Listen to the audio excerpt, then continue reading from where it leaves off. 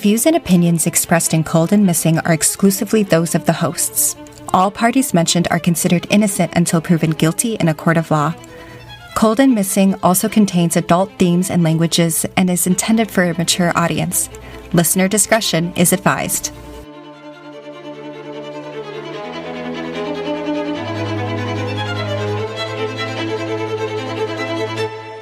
Hello, everyone, and welcome back to Cold and Missing. I'm your host, Allie McLaughlin-Solkowski, and this is Cold and Missing, where we cover cold cases and unresolved missing person cases.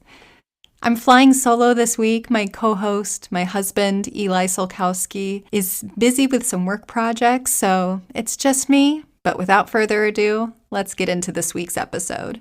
Today I have for you a cold case. Now, just as a content warning at the top, this case does involve a young person. Today, I have the case of April Marie Sanchez in San Jose, California. And this case takes place in the month of April of 2003. But first, a little bit about April Marie Sanchez. April was 16 years old in 2003. She was born November 29th, 1986, and she would be 36 years old today. Her family and friends describe her as a happy teen who worried about others more than herself.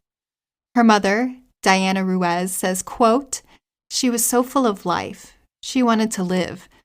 She was spunky, vivacious. She was tough, but deep down inside, she had a good heart." End quote. April was a part of a gang, but she had begun to turn her life around. Her mother was in the hospital in early 2003, and once her mother is discharged, everybody notices a change in April. She was focused on her mother's healing. Her mother says, quote, "She just realized if I give my mom a hard time, she's not going to be around much longer. She'd say, 'Don't worry, Mom, things are going to be different.'" End quote. She had just entered 10th grade at Foothill Continuation High School in San Jose, and she wanted to study cosmetology after high school. And now, a timeline of events. On Friday, April 18th, 2003, April is hanging out at her boyfriend's house with friends. She calls her mom from her boyfriend's cell phone to let her know she's safe and she would be back later. Now, April hangs out at her boyfriend's house late Friday night into early Saturday morning. So Saturday, April 19th, April leaves her boyfriend's house around 12:30 a.m. The house was located near Keys Avenue and 6th Street, and she was headed to her mother's house, which was near McLaughlin Avenue and Story Road. It would take about 25 minutes to walk the 1.3 miles. To get home, April would have had to pass Roberts Avenue, where another large party was happening that evening. According to police, April was not seen at the party, but she never makes it home.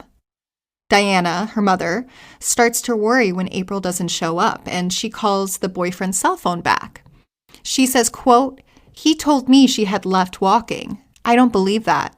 My daughter, if she was walking, she would have stopped at a payphone and told me. That didn't happen. My daughter hadn't called. I knew something was wrong." End quote.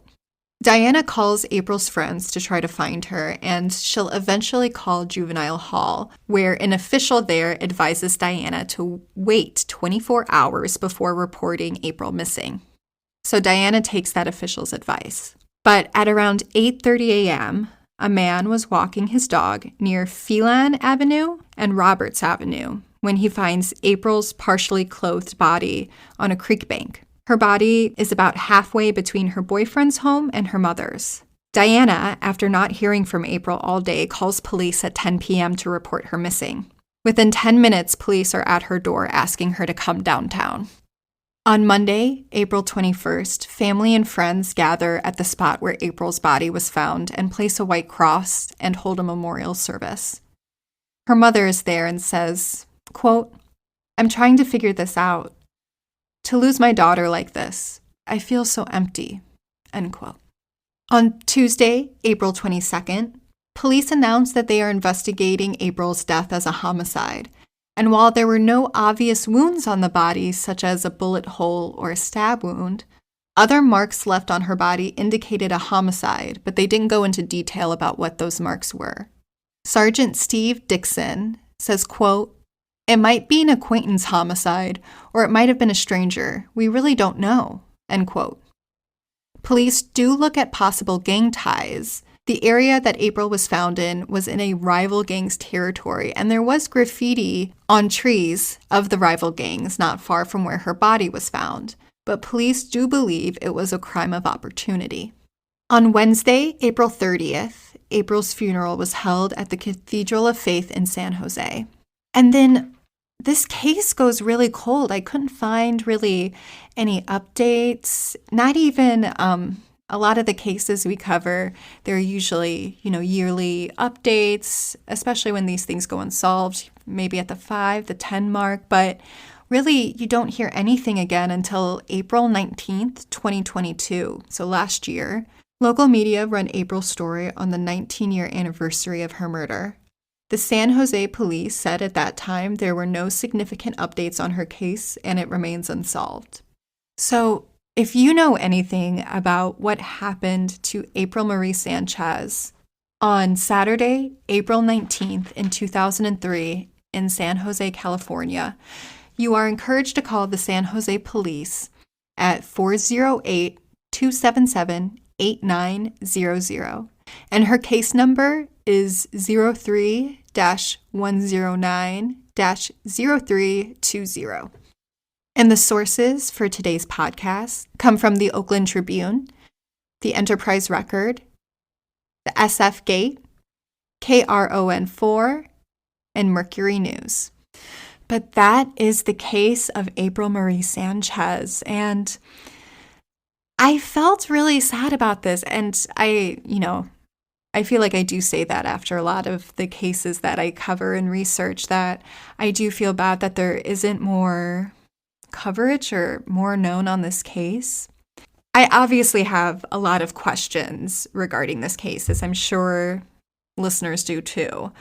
I wonder about the friends and the boyfriend. She called her mom to let her know she was safe there, but she never called to say she was leaving, which, based off of the quote from her mother, Diana, that does seem to be April's normal mode of operation, is to update her mother and to let her know. But if she did leave the boyfriend's house and was walking home, there was a big party that she kind of would have had to pass by, according to police. And as I mentioned, she was not seen at the party, but that doesn't mean that somebody from the party didn't see her.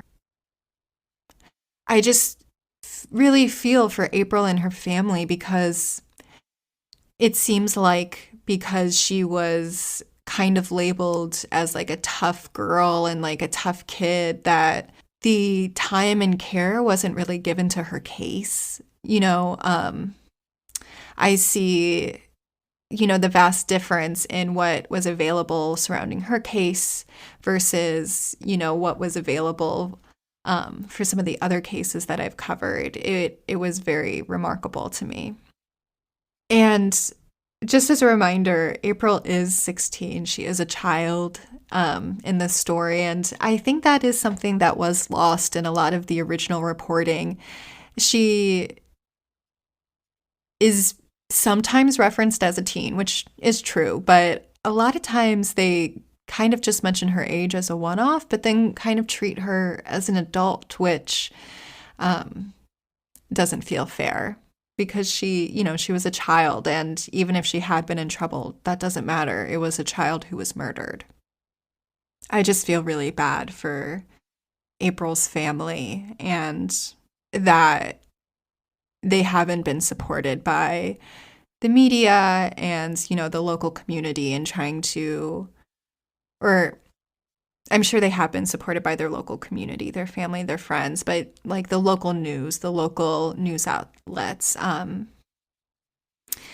they haven't been supported by the larger community in bringing this case to a resolve, to some closure. And her family really deserves that, and she deserves justice. So again, if you know anything about what happened to April Marie Sanchez in April of 2003, please call the San Jose Police Department at 408-277-8900.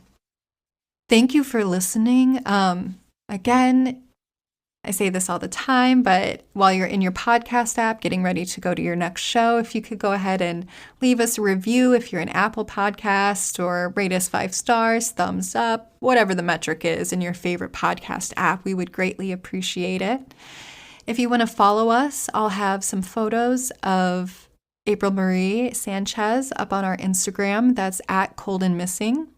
And just search that in your Instagram and we'll pop right on up.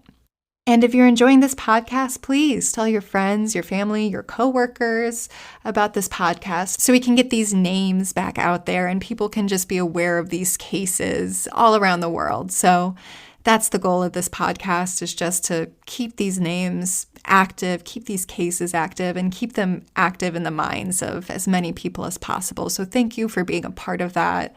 It really means the world to me. Thank you for being here. I appreciate you. And I hope you have a good week and stay safe, y'all.